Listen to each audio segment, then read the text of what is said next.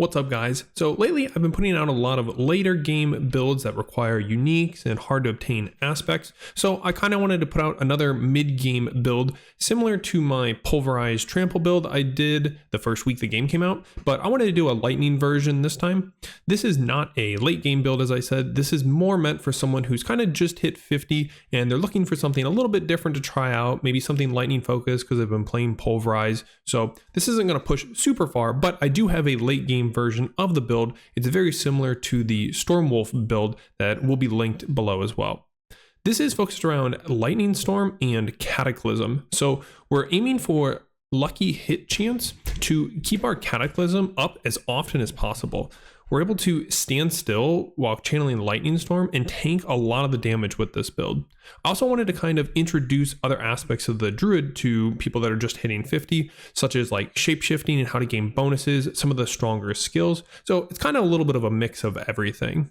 There's a lot of defenses involved through self-healing, damage reduction, mobility, things like that. This build is pretty well rounded. One of the big downsides to Lightning Storm that you'll see though is the single target damage leaves a lot to be desired. The Cataclysm kind of helps fix that a little bit, but for the most part, you are going to struggle on tougher elites and bosses. We're mainly focused on having pretty good clear while we're going through the maps, because you're just kind of starting out. Maybe you're doing Hell Tides or you're doing early Nightmare dungeons, and you want to be able to just kind of walk up and blow up the pack of monsters. And I think this feels pretty good for that. All of the aspects that I've used can pretty much be found from the codex except for a couple. So I really wanted to make it as beginner friendly as possible, because I know a lot of people have been saying that it's really frustrating when every build requires like Tempest Roar or some unique or aspect that's really hard to get and they just can't quite get it. So I wanted to focus on a build that is pretty accessible to everyone and is pretty interesting. I also wanted to try to not include Grizzly Rage because that is in pretty much every build right now.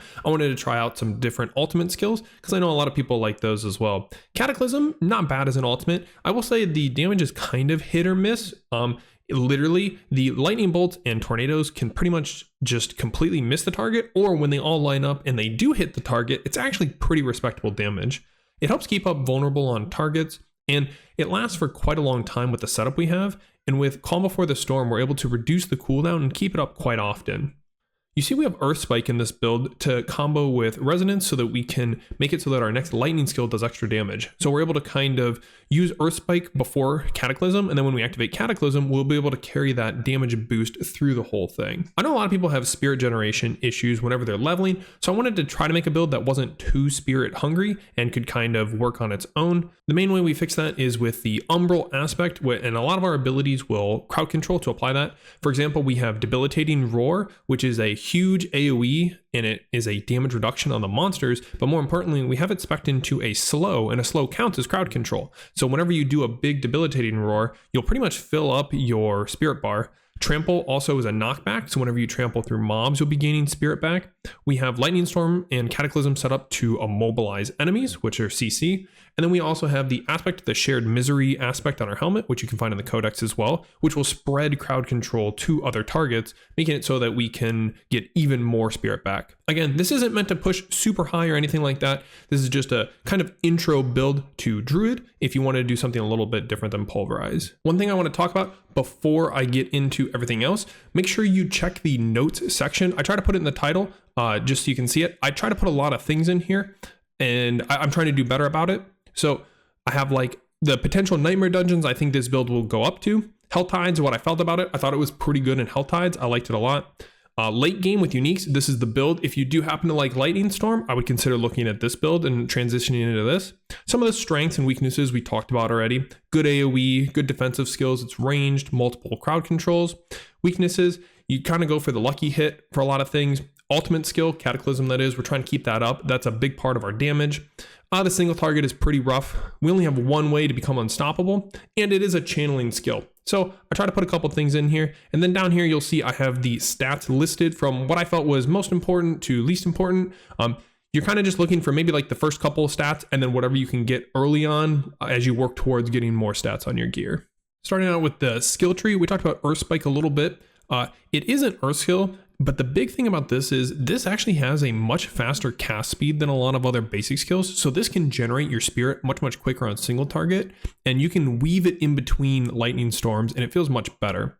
We take 1 extra point here, little chance to stun. So we can move down here to lightning storm. We fill out lightning storm. This buff right here, the way this works is whenever you channel lightning storm, when you stand still, you go from 1, 2, 3, 4, all the way up to 5 stacks of lightning storm. What this does is for the 4 seconds after you stop channeling, you can move around. And then when you cast lightning storm again, it will maintain that 5 stack count. The stacks correspond to how many lightning bolts you're calling down at once. So this is huge quality of life and makes this skill feel very playable. You can choose to go with this, which allows you to go all the way up to 6 stacks for more AoE, or I like going for the immobilized one, synergizes with a lot of what the build's trying to do, and that's what I like. Down here, we have Blood Howl and Debilitating Roar. Again, these are 2 of the stronger Druid defensive abilities, so I kind of wanted to put these in the build so people can learn about them and get used to them. Blood Howl, we have the point behind it where wherever you get a kill, it reduces the cooldown by 1 second, so you're going to be spamming this a lot. Then you have an option. You can go for attack speed here if you want to attack faster, or if you notice you're still having spirit problems, go ahead and go for the innate Blood Howl. Debilitating Roar, we put 5 points in here because every single point reduces the cooldown, and then we go for cooldown reduction on our gear, getting this pretty low, down to like 10 to 12 seconds or so, and it's a huge damage reduction. It also gives us one of our sources of Fortify, and you can choose to either go for heal, or I like going for the slow, and this really combos with Umbral. We have Vigilance over here. This is a great combination with Blood Howl that I put in a ton of my builds. Pretty much while you're constantly killing monsters, you're able to spam Blood Howl and keep up this big damage reduction, and it feels really nice. Moving down here, I only have 1 point in Trample, but that's because ideally you're gonna want some form of Unstoppable in the tree, and this is our one source. Whenever you click this, you will have Unstoppable, and this will also get you out of crowd controls as well. So we have 1 point in there. You can pull some points out to put over here for Spirit, but I didn't feel that was necessary. We have a bunch of points in the lightning trees here. So you can see your storm skills have a chance to apply vulnerability, which is really nice. Along with the exploit glyph, we have pretty good vulnerable uptime and cataclysm. Endless Tempest, this is going to increase the duration of our cataclysm, which we talked about. We want to try to keep that up. Bad Omen, chance when dealing damage to vulnerable, immobilized enemies. We do both of those, vulnerable and immobilize. We can call down another lightning bolt. And then here's another chance to immobilize. This lets it so that our cataclysm can immobilize, and we have a higher chance on our lightning storm. And this is where the big bonus comes in. If they're already immobilized, we get a nice fat damage bonus, which feels really, really good. Going down here, Cataclysm, this is the ultimate we're going for. If you see, it actually has quite a very high lucky hit chance baseline. So it's actually pretty easy to get this up to 100% lucky hit chance, which feels pretty good. Behind it, we have 2 second duration. We have multiple ways to increase the duration, so that's really nice. And then this is what makes it so that we're constantly applying vulnerable when we have Cataclysm up. So that feels really good. Over here, we have Nature Magic Skills deal increased damage to elites. That counts for our Cataclysm and our Lightning Storm, so that's really good. Natural Disaster, this is where we're going to get a little bit of bonus here. Storm skills deal increased damage to immobilized enemies. Remember, I told you I like that immobilize. It feels pretty good with this build. And then back here, we have Resonance. This is where Earth Spike starts to come in handy, aside from its fast attack speed. Triple this bonus if an Earth skill is the next skill cast after a Storm skill or vice versa. So if we use Earth Spike, then click Cataclysm, we're getting 18% increased damage on Cataclysm, which feels really good. You can also weave Earth Spike in between Lightning Storm casts while you're running through the sigil, or against single target when we have a little bit more spirit issues. Here, I just have 2 points. Couldn't quite figure out where else to put these, but I liked it here. Lightning Storm is pretty quick casting. So this is a nice little bit of sustain. You'll notice we have a few ways to heal up. Down here, we have Quick Shift. When a shape-shifting skill transforms you into a different form, it deals increased damage. Unfortunately, from what I've tested, this does not work with human form, so Lightning Storm won't gain effects from this, but we want the skills behind it. First, we have Natural Fortitude. Shape-shifting fortifies you for 5% base life. Remember, we have Trample, Debilitating Roar, and Blood Howl that can all take advantage of this. So we're gaining more Fortify with that, plus the Debilitating Roar. And we're able to use Blood Howl quite often because we're constantly killing monsters because our AoE is so good. So this will help keep our Fortify up. Over here, we have heightened senses. Whenever we shapeshift, we gain damage reduction. Same idea. So this is really nice with Bloodhowl and Vigilance, because we'll have this damage reduction plus Vigilance, and then we're also gaining Fortify. You get this too whenever you use Debilitating Roar, so that's just a big damage reduction button, which I really like. Lastly, down here, you can take Earthen Might with the Mighty Aspect, but I felt this was kind of hit or miss. So I actually ended up just sticking with Perfect Storm. This felt pretty good. There are some Nature Fury setups you can do, but I thought this felt just the easiest to kind of plug and play. This will help you out with your Spirit a little bit, which I know a lot of people have issues with, so I think that felt good. And damage against vulnerable and mobilized enemies. I haven't fully tested this, but from what I've heard, it might actually count if you have an enemy vulnerable and immobilized, you get double the bonus. So I really liked Perfect Storm, and I thought it felt good. Moving on to the aspects. On the helm, we have Aspect of Shared Misery. Again, a lot of these are available in the codex. I wanted to try to make it pretty easy to put on.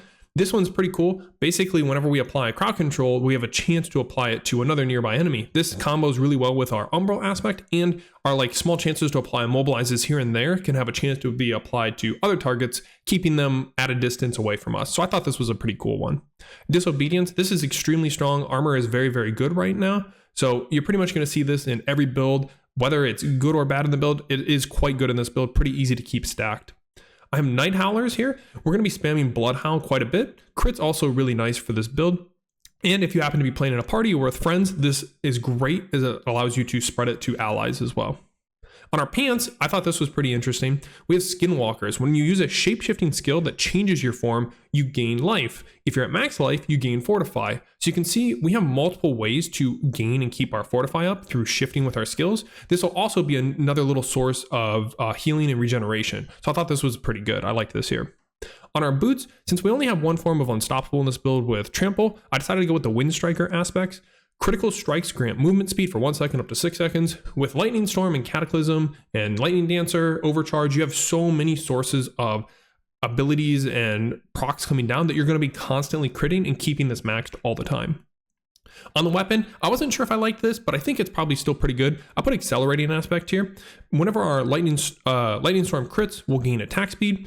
Now, this doesn't really help with Cataclysm, but the one thing it does do is it'll make our Lightning Storm cast faster so that we can actually get more lucky hit procs. So we can cast Earth Spike quicker, Lightning Storm quicker, because with Lightning Storm, the thing is you kind of will end up stutter stepping a lot. So you won't really get to just stand still and channel it.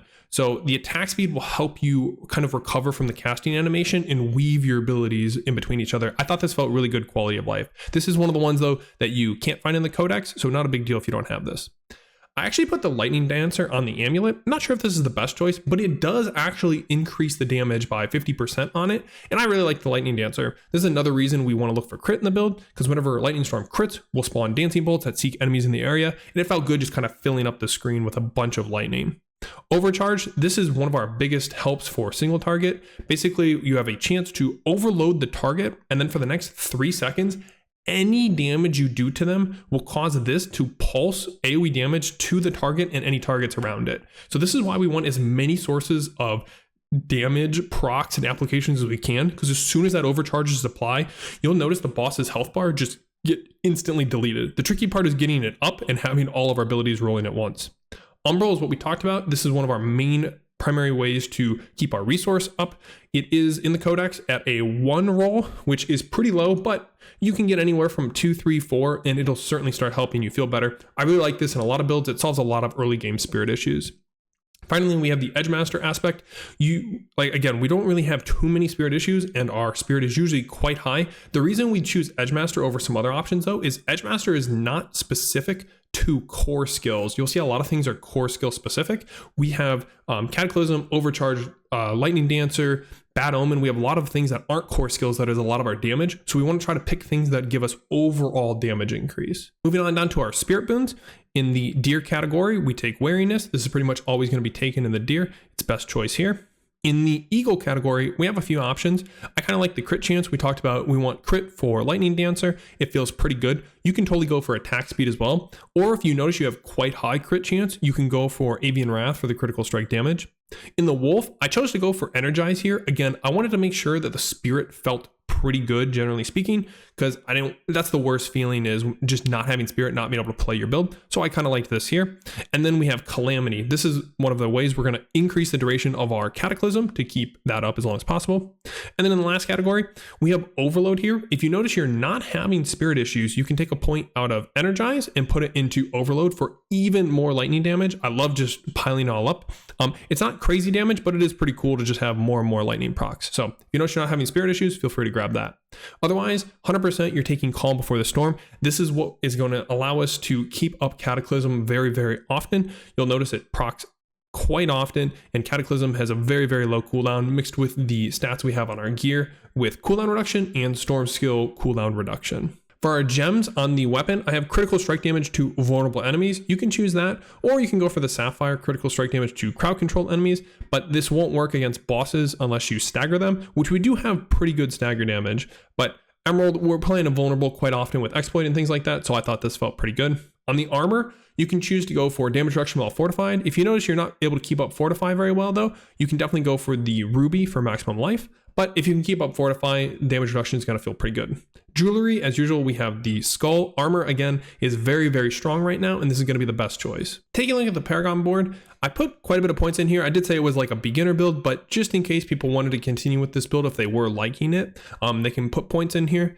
Not super optimized, but I think it does cover a lot of bases and things that are really good. Mainly the starter board. You can see the way we work our way up into the exploit glyph. I put this in the starter board on pretty much any build I'm playing on Druid. This is an extremely strong glyph. I recommend you level this to 15 first before touching any other glyph. Vulnerable is extremely good. It fits great in the starter board super easily. You can see we go up here to grab the dex so that we can get the bonus. You can usually move exploit to a different board later on once you get it filled out, but this is great right here at the start. Moving on up here, we have the Thunderstruck board. I wanted to move into a board that seemed like it made sense to this build. So we've gone into a Thunderstruck board. We have Earth and Sky here. Nature Magic skills, which is our Cataclysm and Lightning Storm, deal increased damage to crowd controlled or vulnerable enemies. Again, we're applying both of those pretty regularly. You can see we have damage reduction and storm skill damage. Up here, you can move through to get critical strike damage, crowd control damage into the legendary node. Storm skills deal increased critical strike damage against vulnerable or immobilized enemies. You see we're overlapping that a ton. We have ways to apply vulnerable and immobilize, so that works really well. And then some more damage nodes up here in the corner. Then we can move out this way over into the Constricting Tendrils board.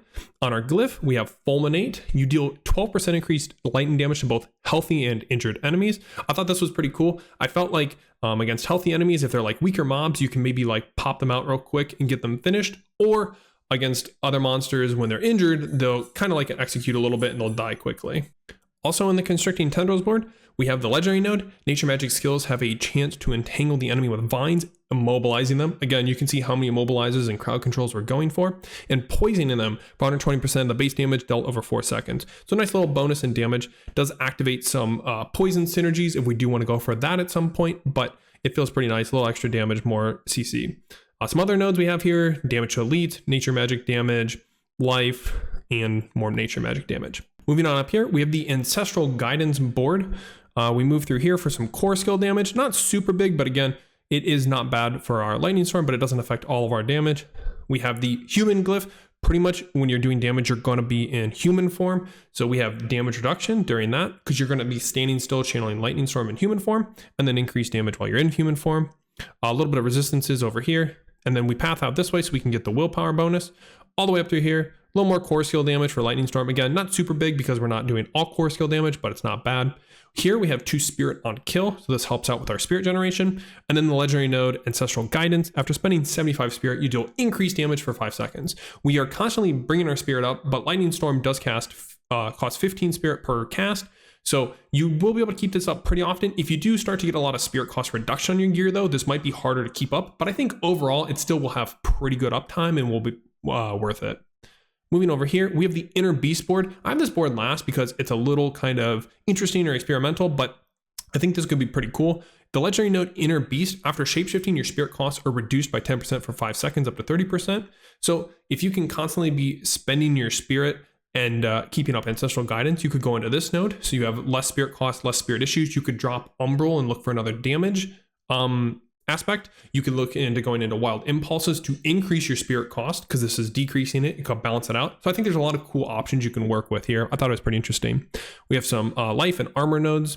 We have some more armor nodes, and then a glyph here, Undaunted, gain damage reduction based on the amount of fortify you have. That's going to be it for me. Again, remember, this is just kind of a beginner intro mid-game build that I wanted to put out because it doesn't have any uniques in it. The aspects are pretty easy to get, and it's kind of different than just earth pulverized bear stuff you're seeing all the time. I wanted people to just have another option to try some different stuff out. Druid has so many different builds that I think are really, really cool and definitely viable. Not every build is gonna push the highest nightmare dungeons, and you know what? That's okay. I think there's tons of builds that are great at doing health hides, farming, moving quickly. There's something different. They're cool. They're interesting. I think that's really great to kind of showcase them and have people make different builds for that. So until next time, I'll see you guys later.